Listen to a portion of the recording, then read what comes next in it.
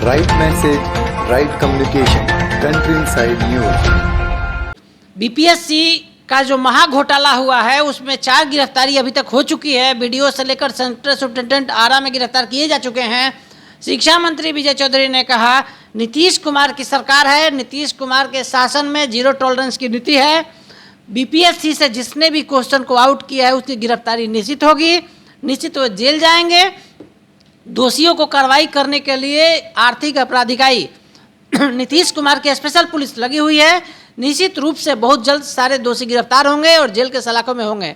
जो छात्रों के साथ यह गलत हुआ है, गलत करने वालों को निश्चित सजा मिलेगी। हमारे विषय में जो प्रारंभिक तैयारियां हैं वो भी कर रही है।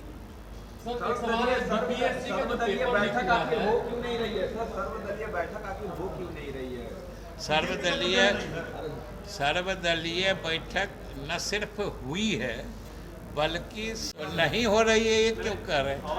ये वही ऑल पार्टी मीटिंग की बात हम कर रहे हैं और ऑल पार्टी डेलीगेशन की ही बात हम कर रहे हैं।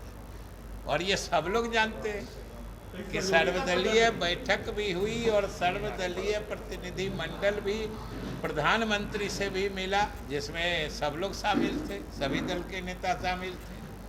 और केंद्र सरकार ने जब असमर्थता जताई तो राज्य सरकार बिहार में कराने पर विचार कर रही है। अब इस सिलसिले में भी सर्वदलीय बैठक बुलाने जाने की बात है, इसमें क्या दिक्कत?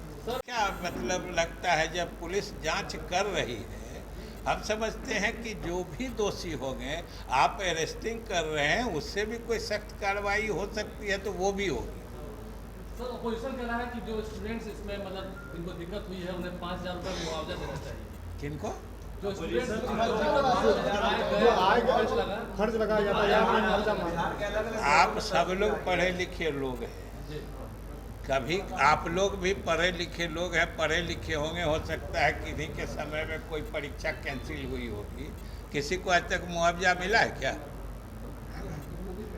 ये तो कहने वाले की महानता है।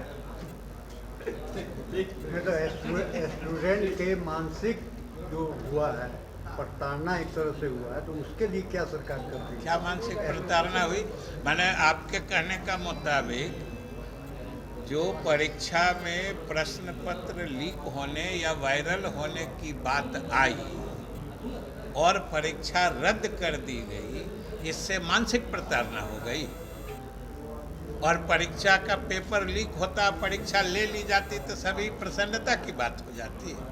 अरे रद्द होने से सभी जेन्युइन विद्यार्थी परीक्षार्थी खुश होंगे।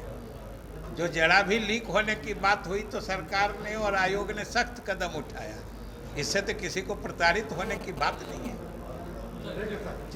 चलिए सर, ये बिहार की इस सवाल पर खड़े हो रहे हैं। इतिहास में हमको ये नहीं समझ में आता है कि इसमें छवि धूमिल होने की बात है कि तुरंत एक्शन लेने की बात।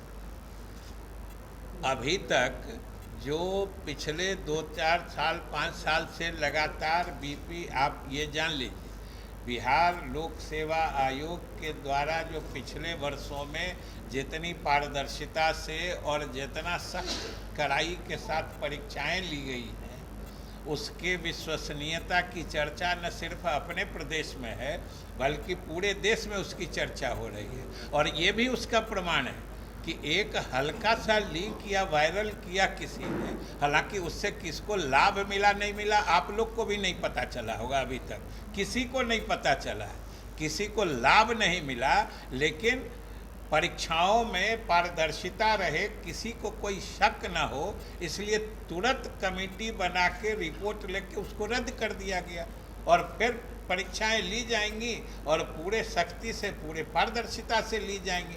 तो ये तो मुस्तैदी से उठाया गया, जरा भी शंका होने पर ये तो जीरो टॉलरेंस वाली बात कि पेपर लीक होने की बात आई सामने, वायरल हुआ, बात सही था। 150 से कितने सेंटर्स पे जाता है, किसी ने मिसचीफ किया, वायरल किया, हालांकि उससे किसी को फ़ायदा मिला ये आप लोगों ने में से भी किसी ने नहीं बताया है।